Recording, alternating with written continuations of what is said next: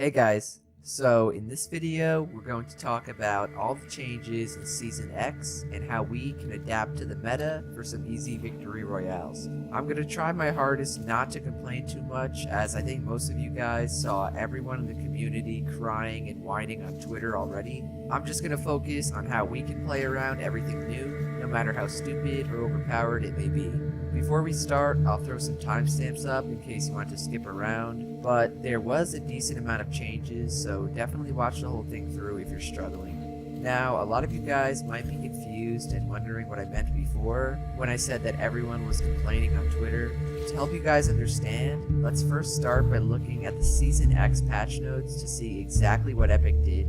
The first and biggest change you'll notice are the Brutes. Brutes are the name for the giant Titanfall-like robots or mechs that are now in the game. They are two-person vehicles where one seat controls movement and the other seat controls the missile and shotgun shots. At the beginning of each game, 3 Brutes spawn at random locations on the map, and then more will spawn towards the end of the game. They're basically like mini meteors that crash into the ground, and then you can just run up to it and hop in. From the driver's seat, you can dash forward and break through just about anything.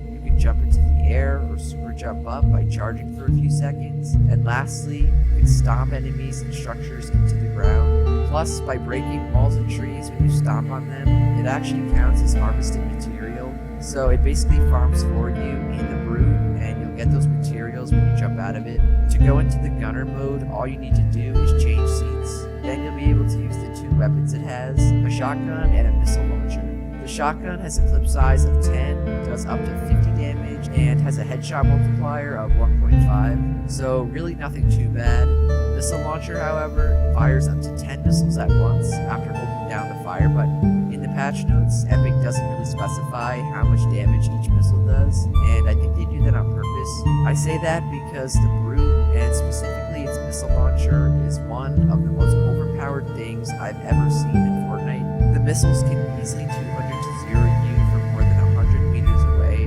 What makes matters worse is that you're not able to block the missiles even on 0 ping. It shoots so many missiles and so fast that it will go through your turbo build and kill you without any chance for you to stop it. That's why my first tip to win in the new season is to abuse the Brute as much as possible. I am confident that they'll be nerfed at some point, but for now, they're insanely broken, and for some reason, they're in Arena too. I kid you not, as of right now, these things are in Fortnite's supposed competitive game mode. For solos, since you're only one person and you're not able to move and shoot at the same time when you're in the Brute, you can still use the missiles to demolish people turtling into third-party fights, but it's nowhere near as ridiculously overpowered as it is in duos and trios. With a competent driver and gunner, this thing will destroy absolutely anyone. It can jump up and moves forward like 50 meters with ease, so you'll never be able to run away from it. It can fire the missiles and shotgun at the same time while moving as well, and if it gets really close to someone, you can just Google stomp them into oblivion. Fear not though, for there are a few ways to counter the Brutes. First thing you can do is just shoot it and destroy it by taking off all of its HP. When I was playing, this really was not that hard as long as you were far away and could stay cool. The next thing you can do is destroy the little shield on top where the driver is, and that will actually do damage to them. If the person is smart, they'll activate its overdrive shield, which uses too much materials to grant an extra shield, and in that case, you're screwed, but it can still work if you place them quickly. Apparently, you can also trap kill the Brute like Nick A30 does here, but I would never recommend getting that close unless you're willing to take one for the team. The 2 most effective counters are to self-destruct the Brute, which you can do by just hopping in it and pressing the self-destruct button. This works really well in solos if you can get into the Brute off spawn, and you might even kill the other person inside of it if they don't get out in time. And then the other way is to boogie bomb it. This will force whoever's inside to come out because they'll be boogie bombed, and then you'll get a free shot and chance to kill them. Or you can go for the crazy play and hop in it to self-destruct the Brute. To sum it up, these things are arguably more broken than the Infinity Blade back from Season 7. If you have the opportunity to get in one, do it, especially if you're playing duos, trios, or squads. If you can't, then do your best to stay out of their sight so you don't get missile barraged to death. They're really not as scary as you think in solos because they're not able to move and shoot at the same time, so don't be afraid to try out one of my countering methods. But if you're in a game mode where there's 2 people controlling one Brute,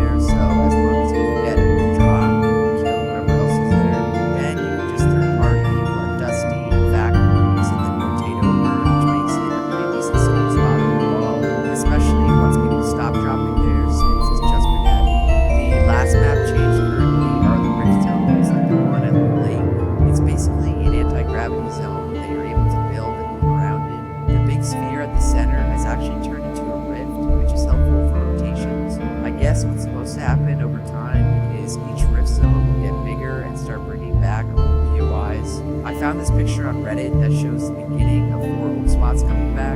Top left is a tree growing out of a building in Paradise, which is where Moisty Mire used to be and we'll come back to. Top right is a toilet coming out of part of the castle at Boulder Peak, which is where Flush Factory used to be.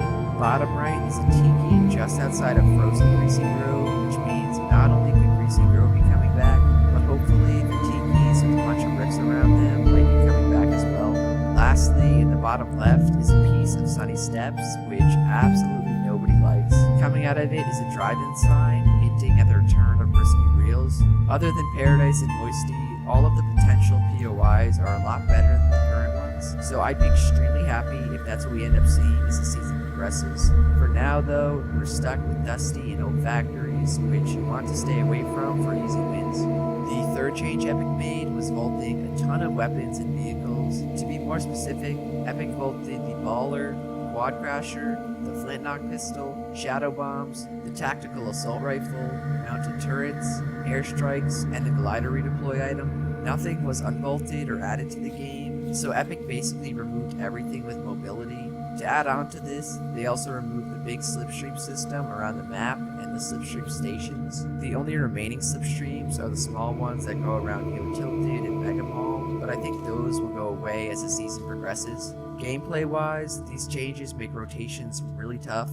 Landing on the edge of the map at places like Snobby or Haunted is really hard now. You have no rotation other than the drift boards, which don't really spawn in many places. This means you're going to have to rotate early because you're going to be forced to move on foot. We're basically back to Season 2 and 3 where you ran around all game and it took 5 minutes just to get the circle. The good part is this means you'll be less likely to get third-partied because people can't take a slipstream or rift to jump onto you. On the other hand, it means everyone is going to be landing at the center of the map at places like Salty, Dusty, Mega Mall, and Tilted. Even in Arena, which is what I've been playing, you'll have 20 people left alive at most after first circle. As long as you're constantly checking for zone and rotating early, you should be fine no matter where you land. If you really want to win though, land at Junk Junction or Happy Hamlet or anywhere that's not near the center of the map. Nobody will land with you, so your loot will be stacked, and you shouldn't have a problem surviving the early game. You will have a problem getting to zone though, so you're gonna have to rotate early. Do not be greedy and try to loot the entire POI you're at. You most likely will not be able to loot the entire thing, and will have to start running to zone.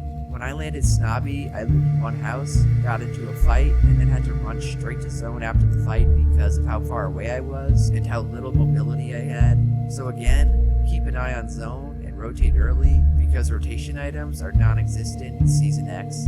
To finish off the video, I'll talk about the current meta for loadouts and overall gameplay. If I'm gonna be honest, not much has changed. Box fighting is still the meta, and pretty much everyone you fight will box up and turtle. The combat is still overpowered and is still the strongest shotgun.